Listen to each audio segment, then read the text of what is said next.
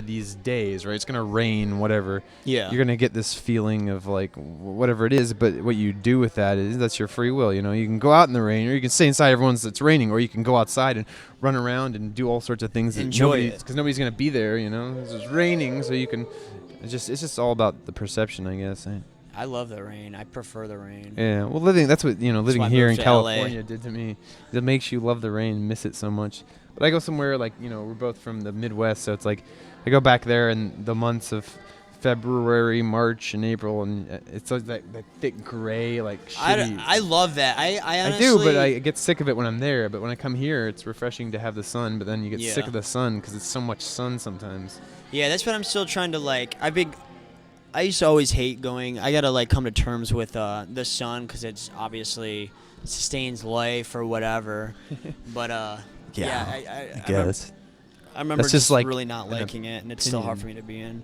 What was I gonna? Oh, Vitamin D. You don't even need it really. One thing I was thinking about that was weird in terms of like, I guess like manifesting or changing reality like constantly, because it's like, well, like to a certain degree, it's like believed upon by many that like there's like a basic set of rules, like maybe cause and effect, or like energy and like the universe expanding and contracting, but then it's like your perception based on the laws of attraction, what's surrounding you is affected. And then like I started tuning into this shaman guy, I can't think of his name, he's got these YouTube videos, and it's like Dave Navarro. I think maybe he's got black hair. Yeah. Tribal Kinda chubby. tattoos, little goatee thing. Yeah, I think that's him. Oh, that's weird. He's good. Yeah, I came across one of his stuff. He was like on he was on some he was on some show, and he was talking about fucking dinosaurs and like how there's like 2 grids and stuff, and it was really like I was just like in ecstasy, like my mind. I'm like, I'm just eating this up. I don't know if it's true or not, but I think it is, and it's just like I'm so happy to like obtain this information or whatever.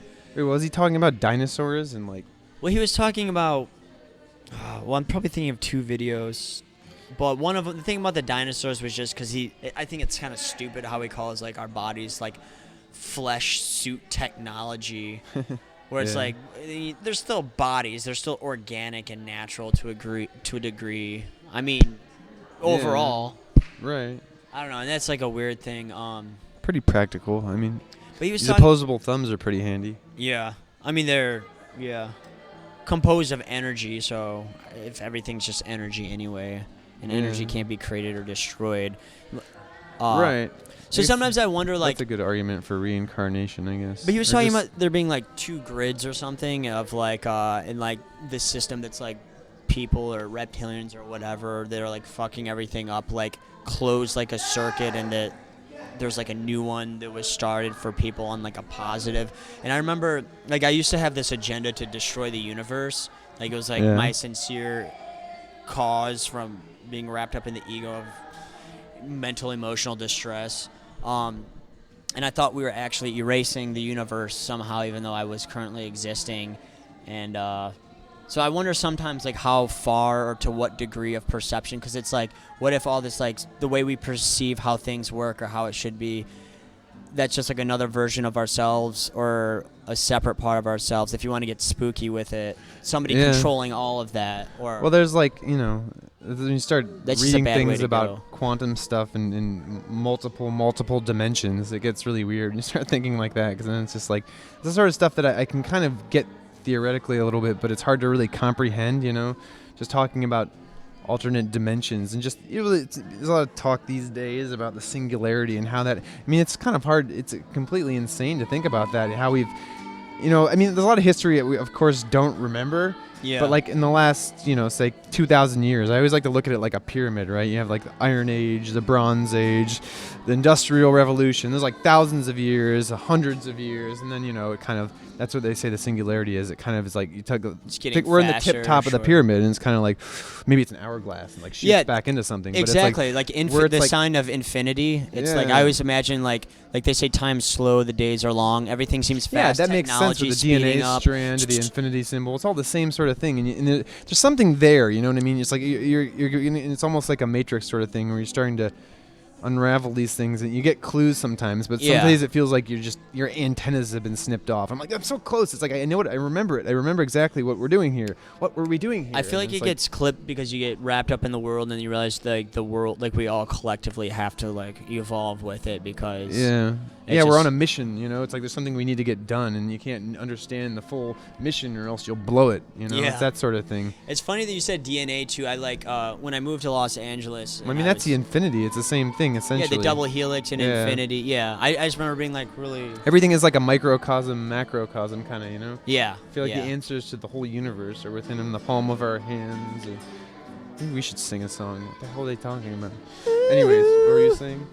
Oh no, I was just saying the stuff we already knew, I guess. It's just like breaching to the next level of like understanding more, because it's like we thirst for more. But I feel like I've personally been like swept up in attempting to master the things I know. Do the boogaloo. Like it's hard for me. It's like I'm conscious of a certain degree of things, and I can keep my cool for the most part compared to how I used to be.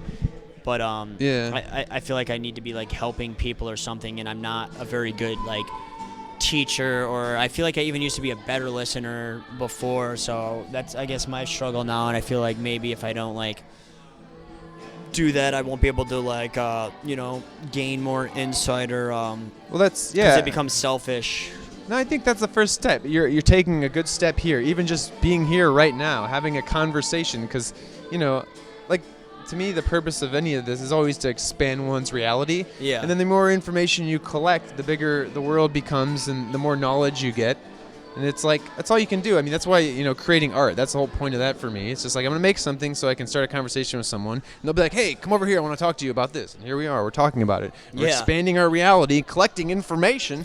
Before we know it, there'll be tons of more information. I think maybe like the end of it all is like, we just have access to all the information, the collective memory of everything, and it's like then all of a sudden we like sync up to the cosmic beef of infinity, and everything's there right before us at our fingertips. And then the second we realize it and have it all in our head, we just dissipate or then turn into infinity. I don't know. Yeah, no, that's usually what I imagine. There's a Bob Dylan lyric there somewhere. It's symmetrical beef of infinity wrapped around your DNA. I don't know. There you go. Something. You should do a Bob Dylan DNA. album like that. What does it mean? Is it his birthday today? It probably is. Just because he suddenly popped into my head. He's probably a spring baby. Is it spring? Summer. Spring for Aries. When's it summer? The 23rd? What is today? Today's June. June 8th. June 8th. Shit. Where's the time gone? So what is that? I can't believe it's 2023. I know. It seems like just yesterday was 1933. I know. I used to be a little boy. Me and Billy Corrigan, we used to wrestle in the backyard together. You should have seen the shit he did to me. He'd always be like, it's just wrestling. And I'm like, Billy, I don't know. Get off me. Get off me. And he's like, hold on. I'm going in dry. I'm going in deep and dry. I'm going to start a fire. Then he'd always buy me ice cream and like tell me stories about his previous incarnation. And then he'd smack you and be like, come on, baby, light my fire. And then you're back. I've been thinking about Jim Morrison. I actually was reading this book. Someone told me. Walk on down the hall. Right. I stuck my four fingers in my sister's pussy. And Let's not go into Jim Morrison. Let's change the subject before something happens. He used to live right over there, actually. Yeah, I couldn't. I always didn't believe when he wasn't butter. I didn't believe in Jim Morrison. I never believed in Jim Morrison. He didn't exist. I thought he was like created by the CIA illuminated tinfoil. No, I thought he was R.L. Stein's creation, honestly. I thought when he was a painter, he maybe, called up somebody on the telephone and Jim Morrison popped out like it was his baby's love child's mother. Who knows, man? I mean, for all you know, the moon doesn't exist. Jim Morrison doesn't exist. They're just fairy tales written in books. I don't know who recorded those albums. We were actually talking about how the moon didn't exist with Mike. Right before you came in. He said it was his uncle's ass.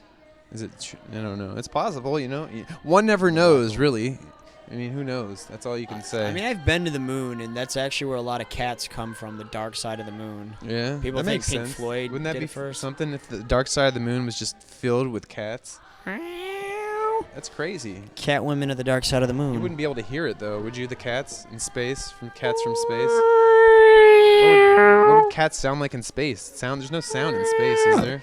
Yeah, but the moon's got room for sound somehow. Does it? Is there an atmosphere on the When moon? you I know lay nothing down. about the moon. I see it up there. It's funny. I think it's a weak atmosphere because there's no gas. I'm sure there's some sort of gases, but gravity's not as intense because it's smaller and it's like a chunk connected to the Earth, but the space dust is on the ground. Yeah, that's true. So I mean, some atmosphere or at least gravity holding it. Maybe there doesn't have to be an atmosphere for that to happen. Maybe it's just gravity, and if it goes up too high, it just says goodbye. I don't know. Maybe. I mean, I always assumed that the moon. I don't understand atmospheric conditions and things like this. I mean, Mars. There's atmosphere, but what causes the sky to be blue here? Those are the things I don't really understand. Maybe I'm an idiot. Maybe everyone else knows that. But I used to speculate, but I Like, you found would out think- that I was wrong. I used to think that the sky was blue because air was like foggy or clear, and it was black beyond, so it looked blue. And then something about like, what is the ocean blue because of the sky, or is the sky blue because of the ocean? Oh, yeah, It's got to be the that's true. ocean to the. maybe it's just all of our collective auras pollinating the color of the sky. We're just so blue here. I wonder if this is good for the computer. It's a Bang & Olufsen, so there's probably maybe it gives it power. Bang. The computer's called Envy. It's a Hewlett Packard, and It's it says envious. Envy on it, which is funny. Oh, I think this is Demo Dog 1138's cousin. It looks like a Laserdisc player, maybe, with that big slot. Yeah, I tried to stick a laser disc in there and it didn't come out. So I'm having a meltdown after that. I'm gonna pause. We'll do this.